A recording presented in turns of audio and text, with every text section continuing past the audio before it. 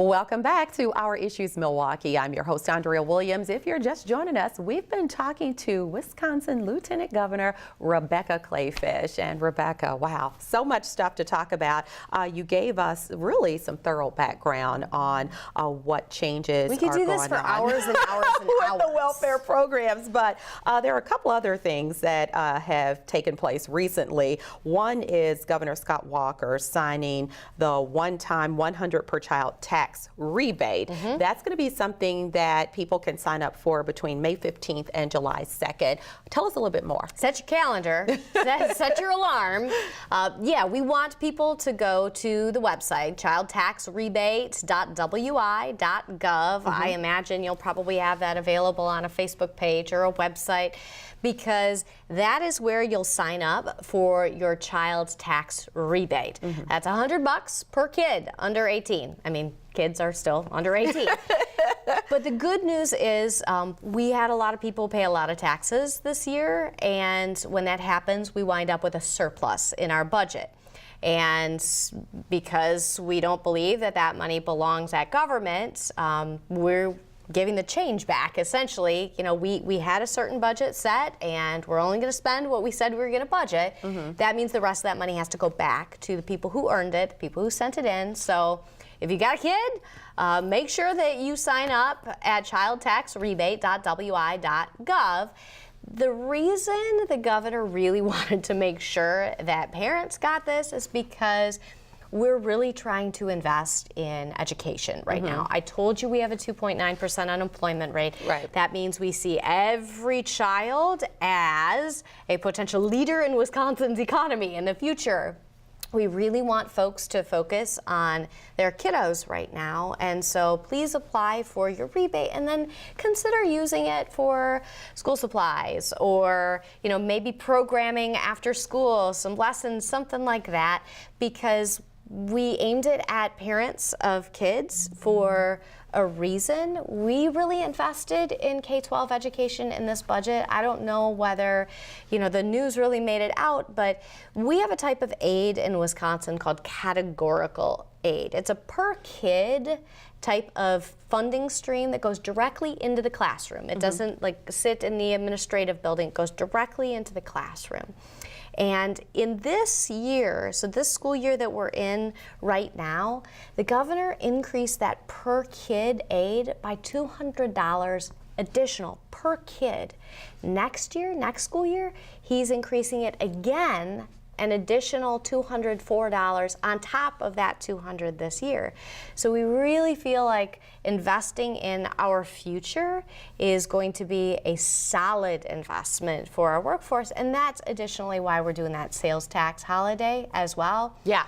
You probably heard about that. Of course, coming up in August. So August 1st through August 5th, which again looks like it's kind of going towards the back to school time period. So that's about the time that all of those back to school circulars are going to come out in your Sunday paper, and you're going to see all the school shopping lists at all of your local stores. And so we're hopeful that people will use that 5-day period, and it was just a weekend, but the governor did a veto in order to make sure that people had a little bit more time. So if you are a busy mom or a busy dad and you got to get to the store to get your school supplies, we've given you 5 days, so please go get those school supplies. Use that time tax-free to buy those things. Maybe you want to use your $100 that you got on the tax rebate, because this is really important. The education of our young people so that they can lead Wisconsin's economy tomorrow is so important, because, like I said, we have so many of those jobs available.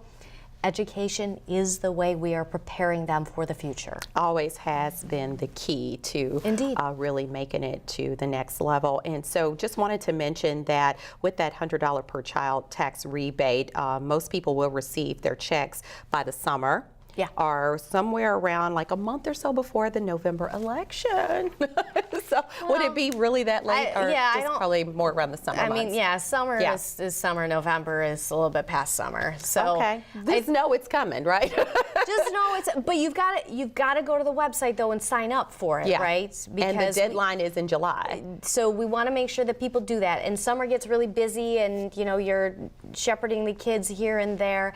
So please make sure you go to the rebate website, sign up for it, then you'll get your check. If you want to hold on to it and just sign it over during that sales tax holiday time, we want you to buy school supplies with it, or like I said, if you want to pay for the first round of renting the flute for band this year, whatever the case, you got. right? I'm probably too much personal experience going into this conversation. Right. But there are, kids are expensive. Yeah. And there are a lot of things that go into making sure that your kid gets a good education, gets the support they need, and this is just one way we thought people could really probably use this, and hopefully they do. No doubt about it. People can definitely use it. I know I'm speaking for a lot of people when I say that. So we just also heard the news. Your husband, Joel, is going to be retiring from the Wisconsin State Assembly, and he's been serving since, 2004? Since forever. Yeah, like for you, that's since forever. So it's interesting. He said that your children don't ever remember a time that they didn't have a parent that was a politician. So this is really almost kind of like the same thing Paul Ryan said, like he wants to spend some time being a dad and kind of being around to, kind of be with the kids. Well, it's a little bit different. I mean, Joel will have to work. So it's not exactly like that. You heard that, Joel, right? Yeah, let's make that very clear, honey. But it is a little bit different in that we're both in elected office. Right. And our previous careers were in television, so careers in the public eye, transitioning to another set of careers in the public eye. That requires a lot of time, really. Joel, it really does. Joel made the observation the other day, our kids have never watched a parade. Our kids are required to work parades. They are handing out lit, or they are waving. They don't get the experience that other children perhaps get. And that's not a bad thing. It has been a tremendous education for them. I'm glad. I have no regrets about running for public office. Neither does Joel. He said that you might even be looking at. You know what? He has to answer questions, all right? So he's not going to sit there and say no comment. But it's time. It's just time. And you know what? He didn't leave anything on the table. He has done tremendous work. And I think in these last several years, not to just sound like this glowing, dorky wife, but I think in these last several years, he has been most highly regarded in his caucus as the person that people go to when they want bipartisan stuff done. And that, to me, is how government is supposed to work. And with that said, that leads us to the closing of Lincoln Hills School for Boys in Wausau. Of course, we've been reading the headlines for a while now. Governor Walker signed the legislation to have it closed by 2021, but your husband really played a huge role in, making sure that everything that was an issue with this school eventually comes to an end, because needless to say, there's documents of abuse of both inmates and staff, improper training of staff, parents and police not being made aware of serious incidents, there are lawsuits, there's a lot of things wrapped up into this. So explain, if you would, as we wrap up things, by 2021, what's going to be taking place? Well, Joel was, you're right, the original co-author of that legislation. And when the governor saw that, he said, you know what, good, not fast enough. And so the legislators who were working on this project kind of reconvened, figured out how to make it happen faster, because we want our kids protected we know and understand that there are victims involved, and of course these kids are here for a reason, but they are still kids. This is a juvenile correctional facility, and I've been there before, Andrea. So this is something that I understand and I have seen, but you've talked about both kids there who are in our correction system and staff there working for our correction system, and it wasn't working for either group. Right. And so this legislation will assure that as a juvenile correctional facility is closed down, and there will be multiple correctional facilities for juveniles across the state, and that mental health is going to be a huge priority. You know, when you talk about mental health and when you talk about our correction system, I've got to kind of lean on something else that is happening in the governor's family. The First Lady, Tonette Walker, has really championed something called trauma-informed care. That's basically where you look at a situation and instead of immediately asking, why did you do that? What happened to you to cause you to do that? Bingo. We've talked about that so many times in the last few weeks. So I totally understand that, and that trauma that a lot of these young people endured there. Hopefully these 3 facilities that are going to be across the state, they will have the opportunity to have family come and visit them, because all of these things make a difference. But in the meantime, the Lincoln Hills School for Boys will then be turned into an adult correctional facility. Well, our corrections department is looking at all of the prescriptive measures right now.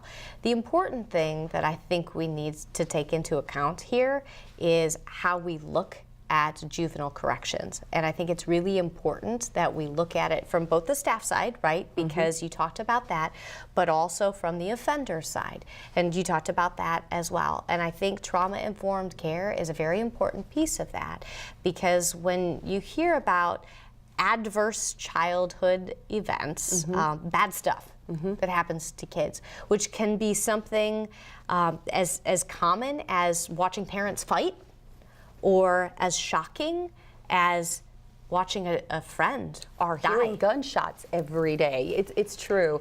All these things mean something. We've got just about, I guess, 30 seconds. So I just wanted to take the opportunity to thank you for coming by. And like you said, we could talk about these issues for days because there's so much. But you already know that you're welcome to come back here and help us better understand everything that takes place in the governor's office. Let's do the next one at the Sherman Phoenix, and let's talk about that next time. Love that, yes. Because it's going to be good. That is a big deal. So thank you. It's always a pleasure. And this is Miss Rebecca Kleefisch. Of course, she serves as the 44th Lieutenant Governor of Wisconsin. And for more information on the issues, you can always visit the website ltgov.wi.gov.